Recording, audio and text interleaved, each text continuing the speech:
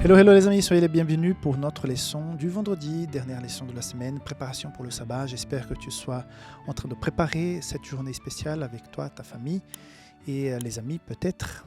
J'espère que tu pourras te rendre à l'église demain et vivre un très très bon sabbat en présence de Dieu et des frères et sœurs dans la communauté. C'est donc le début de l'année. Peut-être tu n'es pas chez toi, tu es en vacances, tu es en déplacement. C'est l'occasion peut-être de connaître notre communauté, de voir un peu comment ils vivent le sabbat, de rencontrer des nouvelles personnes. Donc c'est toujours bon de... En tout cas, moi, j'apprécie beaucoup d'aller dans d'autres églises et visiter et connaître des nouvelles personnes. Ça me fait énormément plaisir. Donc, sans plus tarder, passons à la leçon d'aujourd'hui qui est beaucoup plus objective et courte. Donc, on va directement au but.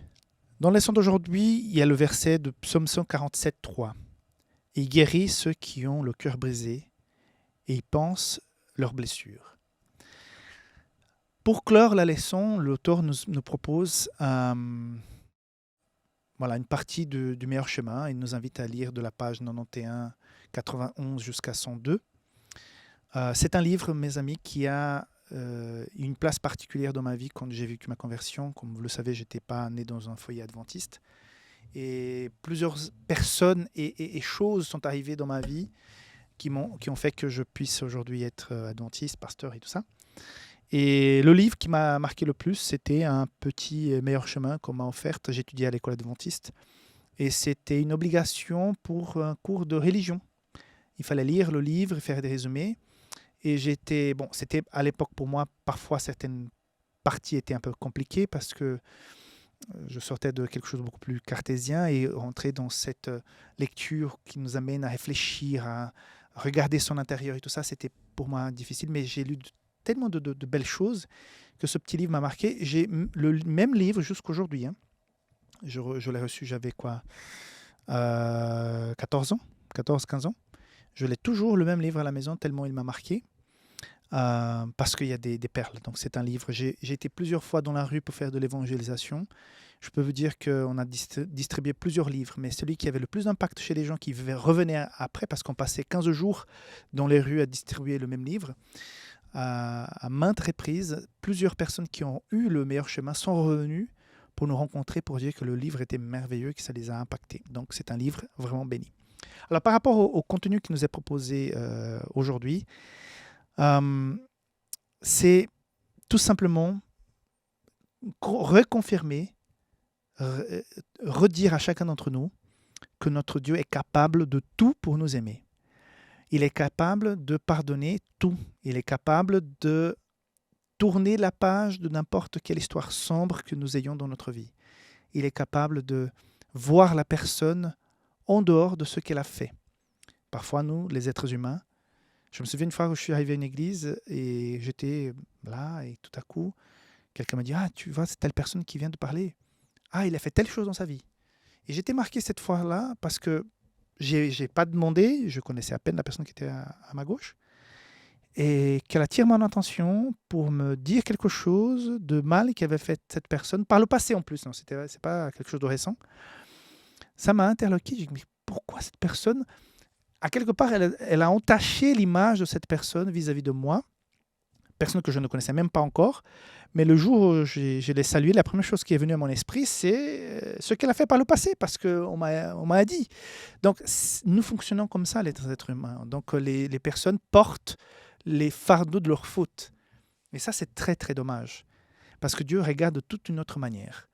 C'est pour ça que l'Église, c'est un hôpital, parce qu'on n'est que des malades là-dedans. Donc, parfois, il y a des commentaires de travers. J'ai déjà eu fait des commentaires, j'ai déjà entendu des commentaires de travers. Malheureusement, c'est comme ça. Mais je préfère être dans l'église parce que je sais que je suis dans la maison de Dieu avec mes frères et sœurs imparfaits tels comme ils sont, parce que je suis aussi imparfait, qu'être en dehors de sa famille. Mais pour revenir, c'est impressionnant la capacité de Dieu de voir chacun au niveau de son cœur. Et il est capable de nettoyer toute la saleté qui couvre le cœur de la personne pour aller trouver la perle qu'il y a là-dedans et pour dire, écoute, si tu veux t'en sortir, je suis prêt à te relever. Si tu es prêt, allez, relève-toi, je t'accompagne. Et ça, voilà. Il n'y a pas de mots. C'est tellement fort et profond Donc, si je parle à quelqu'un qui a commis des erreurs par le passé, comme moi aussi j'ai commis, sache que Dieu te pardonnera. Dieu va te relever. Il y aura de remarques insensibles, de regards un peu jugeants, oui. Mais dans l'Église, en dehors de l'Église, n'importe où, tu vas voir ça. N'importe où. À chaque fois que les gens apprendront comme tu étais, peut-être tu étais infidèle, ou peut-être tu as trahi, tu as été mauvais dans les affaires vis-à-vis de quelqu'un, je ne sais pas, tu as fait quelque chose qui t'a entaché, entre guillemets. Bon, les gens vont peut-être avoir un regard de jugement. C'est humain.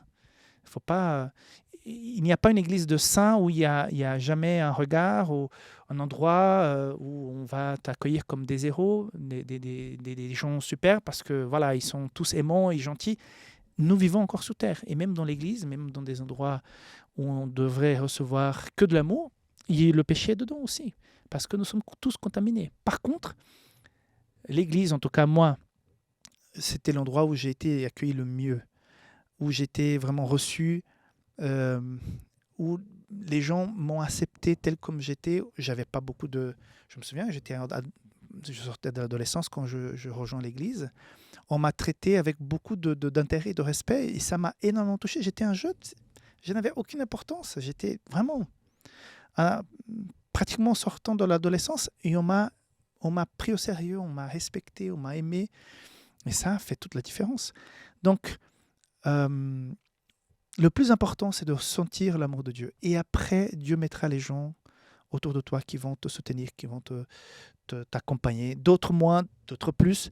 Mais il n'y a pas d'autre endroit, à part la maison de le Seigneur, à part le Seigneur lui-même, pour qu'il puisse te redonner cet espoir, te relever et faire en sorte que tu puisses aller de l'avant. Donc, c'est tout le bien que je te souhaite. Si jamais tu t'es éloigné, si tu as chuté, si tu as failli, bienvenue au club, relève-toi, Dieu est prêt à te relever et aller de l'avant avec toi. Que Dieu te garde et on se voit la semaine prochaine.